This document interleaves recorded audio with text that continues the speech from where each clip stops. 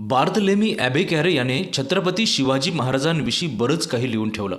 महाराजांनी एकाच वेळी अनेक आघाड्यांवर कशी लढाई केली, कसे विजय मिळवले याविषयी तो लिहितो.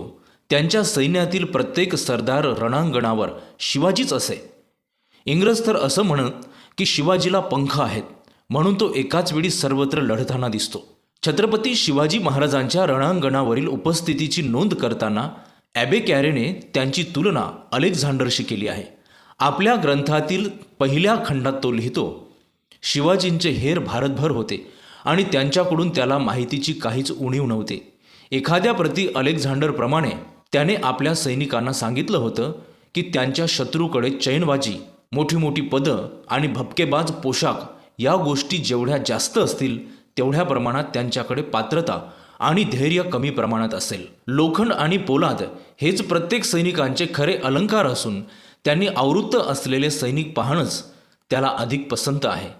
त्याचे बेत कोणाला ठाऊक नसतात आणि तो आपल्या सर्व सैन्यांसह एखाद्या जागी आहे अशी समजूत असे, तेव्हा अपेक्षित योजनेच्या वेळी विरुद्ध योजना अंमलात आणून तो सर्वांना आश्चर्यचकित करत असे. ॲबेकॅरेच्या या नोंदीवरून आपल्यासमोर छत्रपती शिवाजी महाराज उभे राहतात, ते एका अलौकिक सेनानीच्या स्वरूपात. एका परदेशस्थ गृहस्थाने अतिशय तटस्थपणे केलेलं हे वर्णन वाचून आपल्यालाही म्हणावंसं वाटतं, शिवाजी द ग्रेट.